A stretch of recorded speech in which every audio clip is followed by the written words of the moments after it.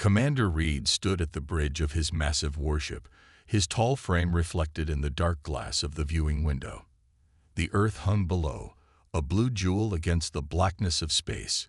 He felt nothing but contempt for the primitive world before him. His species had conquered 32 planets, and Earth would be the 33rd. Status report. Reed commanded, his voice deep and steady. The bridge crew worked silently at their stations, their gray skin gleaming under the blue lights of their control panels. All ships in position, Commander, Officer Grant reported. Our cloaking systems are functioning at full capacity. The humans remain unaware of our presence. Reed allowed himself a small smile. 300 warships now surrounded Earth, each capable of destroying a major city. The humans, with their primitive satellites and radar systems, hadn't detected a single one. Their fleet had slipped past Mars unnoticed, positioning themselves in a perfect attack formation. "Show me their global defense capabilities," Reed ordered. A holographic display appeared before him, showing Earth's military bases, missile silos, and satellite networks. The Dominion's intelligence systems had mapped everything over the past year. Their most advanced weapons are nuclear missiles, Grant explained, pointing to red dots on the display. Primitive atomic weapons. Their detection systems are based on radar and heat signatures. They have no energy shields, no plasma weapons, and no faster-than-light technology. Reed walked around the hologram, studying it carefully. A Class 3 civilization at best. They still burn fossil fuels for energy. He shook his head in disappointment. They haven't even unified their planet under a single government. The bridge crew laughed quietly. It was almost embarrassing how far behind Earth was compared to other worlds they had conquered. Most planets at least put up a decent fight. "Sir," a young officer called out, "I'm detecting unusual energy readings from their larger cities." Reed waved his hand dismissively. Probably their primitive power plants. Nothing to worry about. He had seen it all before. Every civilization thought they were special, thought they could resist. They all fell in the end. "Begin Phase 1, Reed commanded. "Launch the scout ships. Let's give them their first glimpse of us." He wanted to savor this moment. The fear, the panic, the chaos that would spread across their world. 20 smaller ships detached from the fleet, deactivating their cloaking devices as they entered Earth's atmosphere. They flew in formation over major cities: New York, London, Tokyo, Moscow. Reed watched through the ship's cameras as humans stopped in their tracks, pointing at the sky, recording with their primitive mobile devices. "Their military forces are scrambling," Grant reported with amusement. "Such outdated aircraft. Their fastest jets can't even reach our scout ships." Reed nodded, pleased with the response. "Send the message. Let's see how their leaders react." The message was broadcast simultaneously in all Earth's major languages. "People of Earth, we come from beyond your stars. Your world has been chosen to join the Dominion, resist, and face destruction. Submit and survive under our rule. You have 6 hours to respond." The bridge crew monitored communications across Earth. Military bases went on high alert. Governments called emergency meetings. Citizens rushed to stores, emptying shelves in panic. It was all so predictable. "Sir," Grant said, "their United Nations is calling for an emergency session. Should we acknowledge them?" "Let them talk," Reed replied, watching the chaos unfold below. "Let them argue and point fingers at each other. It will make our victory even easier." He turned to his tactical officer. "Prepare the ground forces. 100,000 troops, ready to deploy the moment their pathetic deadline expires." As Reed watched Earth's futile preparations, he felt almost sorry for them. They had no idea what was coming.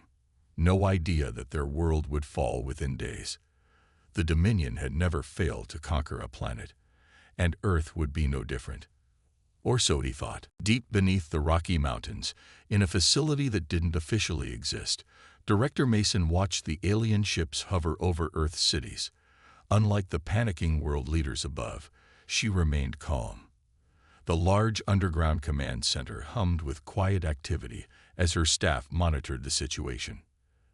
"They took the bait," she said, studying the massive wall of screens before her. "Just like we expected." Colonel Foster approached with a tablet showing live feeds from major cities. The public's reacting exactly as planned. Mass panic, rushes on stores, gridlocked streets. He paused, checking another screen. "The Dominion thinks they're watching chaos. They don't realize it's all carefully managed." Mason nodded. 50 years of preparation had led to this moment. When that alien scout ship crashed in 1974, Earth's governments had made a crucial decision. Instead of announcing the discovery, they kept it secret. They studied the technology, prepared defenses, and most importantly, maintained the illusion of a divided, primitive world. "Status of Operation Fishnet?" Mason asked, turning to her chief scientist, Dr. Wilson. "All dimensional pocket generators are online," Wilson replied, his fingers moving across a holographic display that would have shocked the aliens with its advancement. "The energy signatures are masked to look like simple power plants. The Dominion scans see exactly what we want them to see." On the main screen, the United Nations meeting was underway. World leaders argued and shouted, putting on a magnificent show of discord and fear. Every word was scripted, every reaction calculated to reinforce the aliens' belief in Earth's primitive nature. "Their ground forces are preparing for deployment," Foster reported. "Estimated 100,000 troops, just as our projections suggested." Mason allowed herself a small smile. "Send the response through the UN channels. Make it appropriately pathetic." The message was transmitted. "People of the stars, Earth's nations cannot reach an agreement. We request more time to discuss your terms. Please do not harm our cities." The response came quickly, exactly as expected. The alien commander's voice boomed through their speakers. "Your time is up. Your inability to unite proves your unworthiness. The Dominion will now take control by force." "They're so predictable," Mason said. "Activate Phase 2. Let's give them the scattered resistance they expect to see." Around the world, carefully positioned military forces engaged the alien scout ships with outdated weapons. Jets launched missiles that were easily deflected. Tanks fired shells that couldn't penetrate alien shields. It was a carefully choreographed dance of futility. "Director," Wilson called out, excitement in his voice. "They're deploying their ground forces, starting with New York, London, and Beijing." Mason watched as thousands of alien troops descended from their ships in bright flashes of light.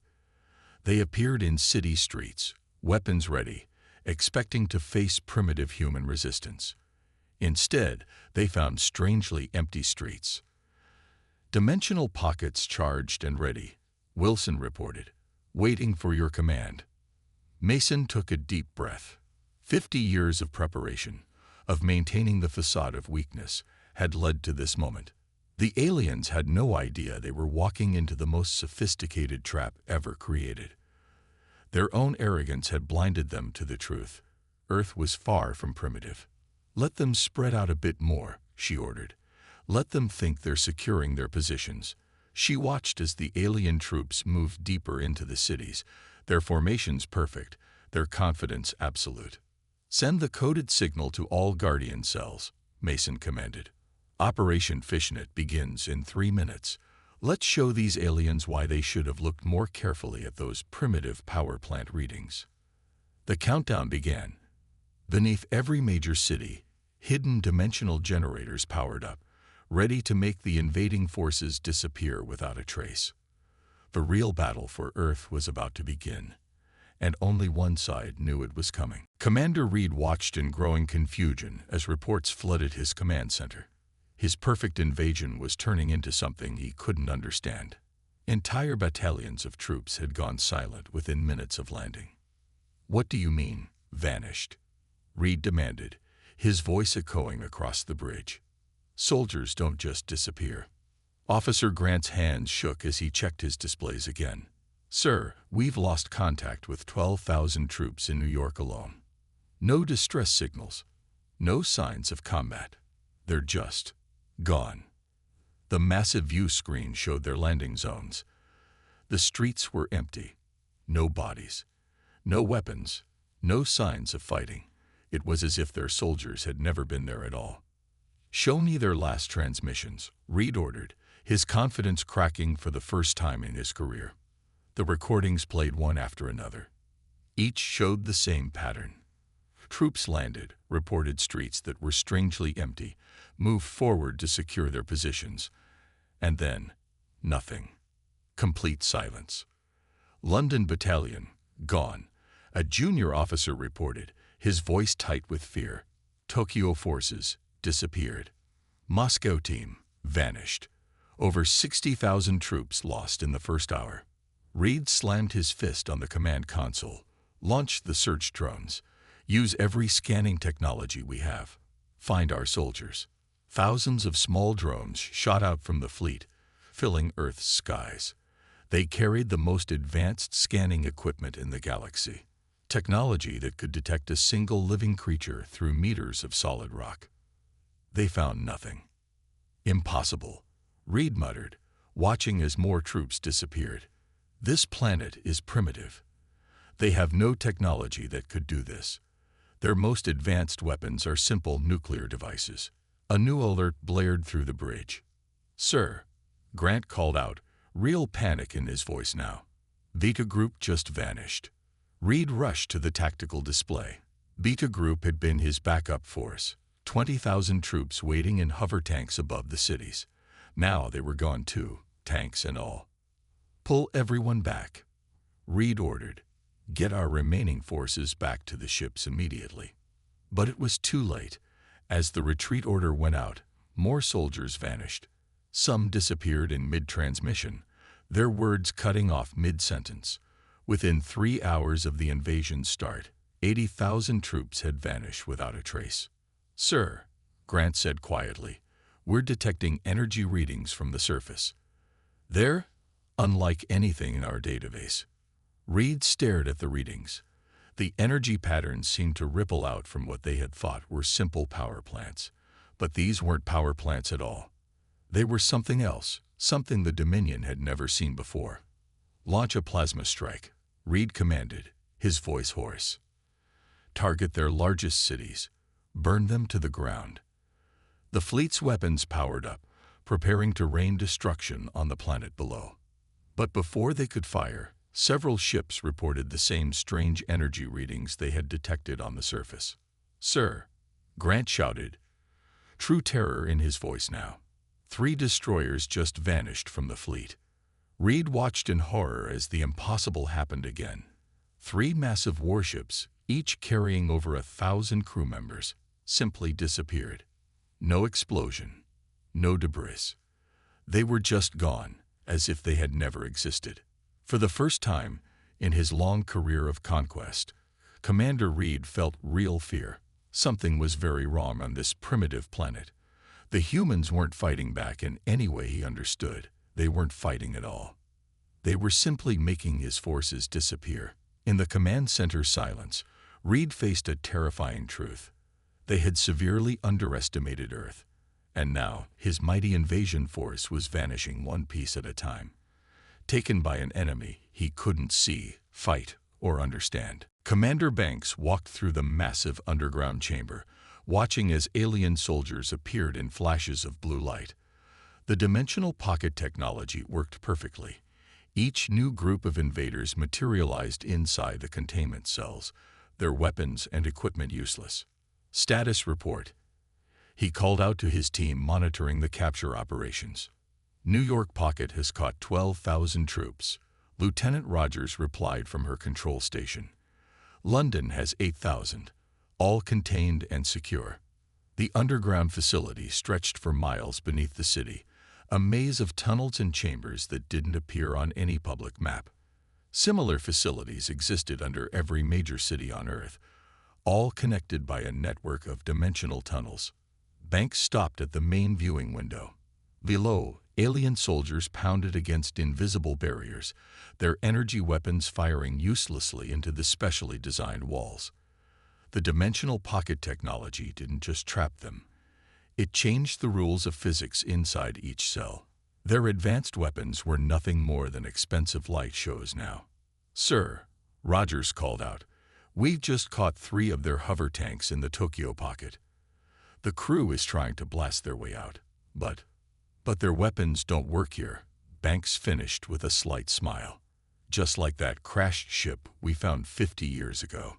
Their technology depends on physics that we can simply turn off." A new alert sounded through the command center. Dr. Wilson's face appeared on the main screen, his expression excited. "Commander, the orbital team just activated the larger pocket generators. We've caught 3 of their warships." Banks watched the feeds as massive Dominion ships appeared in the specially built orbital containment facilities. Each ship, over a mile long, hung suspended in massive chambers built inside hollowed-out mountains. "How are the aliens responding?"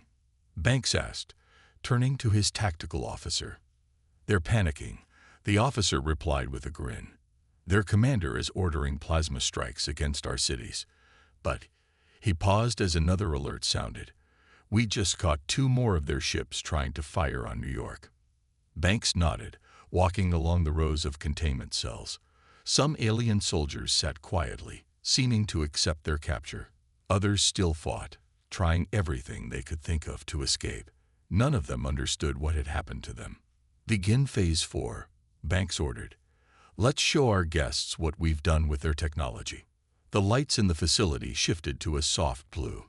In each cell, a holographic display appeared, showing the aliens the truth about Earth's advancement. They watched in shock as 50 years of human innovation played out before them. "We found your scout ship in 1974. Banks' voice echoed through the cells in the aliens' own language. "We learned how your technology worked. Then we learned how to stop it from working.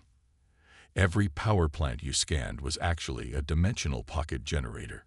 Every primitive city was a trap, waiting to be sprung." He watched their reactions through the monitoring systems. Shock, disbelief, and finally, understanding. "Your weapons need certain physics to function," he continued. "We simply created spaces where those physics don't apply. No plasma weapons, no energy shields, no faster-than-light technology. In these pockets, we make the rules." A new alert flashed across the command screens. The Dominion fleet was trying to retreat, but Earth's orbital generators were already powered up. More ships vanished from space, appearing in the mountain chambers. "Commander," Rogers called out, "Director Mason is asking for a complete status report. The Dominion commander is requesting communication." Banks smiled. The aliens had expected to find a primitive world, easy to conquer. Instead, they found an enemy that had spent 50 years preparing for this exact moment. An enemy that had taken their own technology and transformed it into something they couldn't fight. "Tell Director Mason that Operation Fishnet is proceeding exactly as planned," he replied. "And tell our guests to get comfortable. They're not going anywhere until their leaders agree to our terms." Dr. Wilson stood at his master control station, surrounded by screens showing the massive dimensional grid now active around Earth. Everything he had worked on for 30 years was functioning perfectly. The aliens' mighty fleet was being caught, ship by ship, in humanity's trap. "All orbital generators at full power," his assistant reported. "The capture rate is increasing."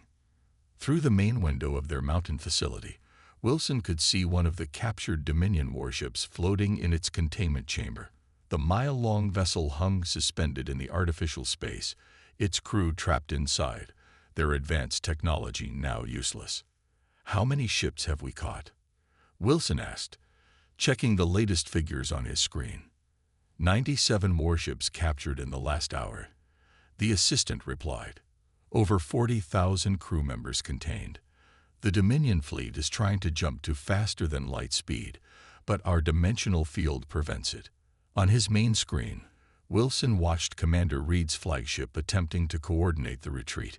The alien commander's voice crackled through their intercepted communications, filled with panic and disbelief. "This is impossible," Reed's voice boomed. "They're using technology we've never seen before. Nothing in our database matches these energy patterns. Wilson smiled at that. Of course their database had nothing like this. The Dominion had found dimensional pocket technology, but never understood its true potential. They had used it for simple storage, never imagining it could be turned into a weapon. "Sir," another technician called out, "Director Mason is asking if we're ready for Phase 6. Wilson nodded, entering commands into his console. "Tell her the global defense grid is fully charged. We can now extend the dimensional pockets to cover entire sectors of space." The screens showed the remaining Dominion ships clustering together, trying to combine their shields for protection. It was useless. Their shields worked on principles that simply didn't function inside the pocket dimensions. "Activate the global grid," Wilson commanded. "Let's end this." Around Earth, hidden generators in every city powered up to full strength. The energy readings that the aliens had dismissed as primitive power plants now revealed their true nature. Massive dimensional fields began expanding outward from the planet. "First wave of expansion complete," his assistant reported. 40 more ships captured. Second wave beginning now. Wilson watched as the dimensional fields spread further into space. The Dominion ships tried to flee, but there was nowhere to go. Their faster-than-light drives wouldn't activate. Their weapons couldn't penetrate the fields. They were being caught in humanity's web, just like a fish in a net. Commander Reed's flagship is attempting to broadcast a surrender message, a communications officer announced. "Too late," Wilson replied. "They had their chance for peaceful contact. Now they'll learn why you shouldn't underestimate Earth." The final wave of dimensional fields activated. The remaining Dominion ships, including Reed's flagship, vanished from space. They reappeared in massive chambers built inside mountains and underground caverns around the world. All hostile ships contained, his assistant confirmed. 312 warships captured. Estimated crew count, 150,000 aliens. No casualties on either side. Wilson looked at the final report with satisfaction. Humanity had not only defeated the invasion, they had done it without killing a single alien. The dimensional pockets kept the captured crews in perfect stasis, unable to fight but completely unarmed. "Send word to Director Mason," Wilson ordered. "Operation Fishnet is complete. Earth's space is secure." He paused, looking at the massive alien ship floating in the chamber before him. "And tell her it's time to show Commander Reed exactly what kind of primitive civilization he tried to conquer." The counterattack was over. Now came the interesting part, teaching the Dominion that humanity was far more advanced than they had imagined, and far more merciful than they deserved. Commander Reed sat in the holding chamber, watching the video playing on the wall. His legs felt weak, and his pride lay shattered around him. Everything he thought he knew about Earth had been wrong. Completely wrong. The video showed the truth. 50 years ago, one of their scout ships had crashed in a place called Nevada. But instead of announcing it to the world, instead of panicking or fighting among themselves, the humans had done something unexpected. They had kept it secret and worked together. "As you can see, Commander," Director Mason said, standing at the other side of the table, "we found your dimensional pocket technology in that crashed ship. But unlike your people, we saw its true potential." Reed watched as the video showed human scientists reverse engineering the alien technology. Year after year, they had improved it, expanded it, transformed it into something far beyond what the Dominion had ever imagined. But your cities," Reed stammered, "your primitive weapons, your divided nations." Mason smiled. "All part of the plan. Every nuclear missile silo you scanned was empty. Every military base you saw was for show. The real defense system was hidden underneath, waiting." The next images showed vast underground cities and research centers, facilities that had been built decades ago, all hidden from the Dominion scans. The humans had created an entire hidden world beneath their seemingly primitive surface. "Your power readings," Reed said suddenly, understanding dawning on his face. "Those weren't power plants at all. No, Mason confirmed. They were dimensional pocket generators. We knew you'd scan for energy signatures, so we made them look like simple fusion reactors. You saw exactly what we wanted you to see. Reed slumped in his chair. His entire fleet, the most powerful invasion force in the galaxy, had been caught like animals in a trap. No shots fired. No battles fought. They had simply been contained. But why? He asked. Why pretend to be primitive? Why not show your true power? Mason sat down across from him. Because we studied your history, Commander. We learned from that crashed ship that the Dominion attacks any civilization that might become a threat. So we made sure you wouldn't see us as one. Until it was too late. The video showed more. Fake military parades with outdated weapons, carefully staged political conflicts, deliberately primitive-looking satellites. 50 years of deception on a global scale. It wasn't easy, Mason continued. Keeping this secret required cooperation between all Earth's nations, but the threat of alien invasion has a way of bringing people together. Reed thought about all the signs they had missed, the empty streets when they landed, the strange energy readings they had ignored, the complete lack of resistance that should have seemed suspicious. Your weapons, he said quietly, they're not just dimensional pockets. You've developed something more. Mason nodded. We took your basic technology and evolved it. We can now control the fundamental laws of physics within the pocket dimensions. That's why none of your weapons work inside them. In our containment areas, we decide what laws of physics apply. Reed looked at his hands, remembering how his plasma rifle had simply stopped working when they were caught. Not damaged or disabled. It just couldn't function in a space where the physics it relied on didn't exist. What happens now? He asked, dreading the answer. Now, Mason replied, you contact your leaders. You tell them what happened here. And then we negotiate, not as conquerors and primitives, but as equals. She stood up, straightening her uniform. Earth is no longer a primitive world to be conquered, Commander. We are a force to be reckoned with. And it's time the Dominion learned that appearances can be very deceiving. The grand meeting hall deep beneath the Rocky Mountains hummed with tension. On one side of the long table sat Earth's negotiation team, led by Ambassador Thompson. On the other side sat the Dominion's emergency diplomatic corps, who had arrived after receiving Commander Reed's message about their fleet's capture. Let me be clear, Thompson said, his voice calm but firm. We have no intention of destroying your ships or harming your people. That's not how Earth operates. The lead Dominion diplomat, pale with worry, looked at the holographic displays showing their captured fleet. 312 warships, suspended in massive dimensional pockets, their crews held in perfect stasis. Your terms, the diplomat asked, trying to maintain his dignity. Thompson touched a control panel, and a new hologram appeared. First, Earth will be recognized as a protected independent world. No Dominion ship may enter our solar system without permission. The diplomat nodded quickly. They were in no position to argue. Second, Thompson continued, we want technological exchange treaties, equal trading of knowledge. We've already improved your dimensional pocket technology far beyond your current level. Imagine what we could do if we worked together. Commander Reed, who sat quietly at the end of the table, spoke up.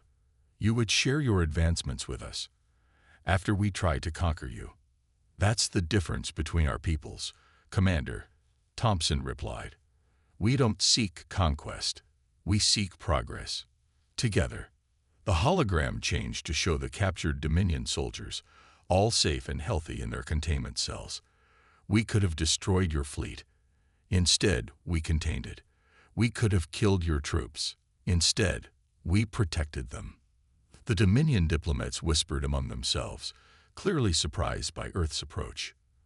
Third, Thompson said, Earth will send representatives to your Council of Worlds, not as a conquered people, but as equals. Your leaders need to understand that the age of easy conquest is over.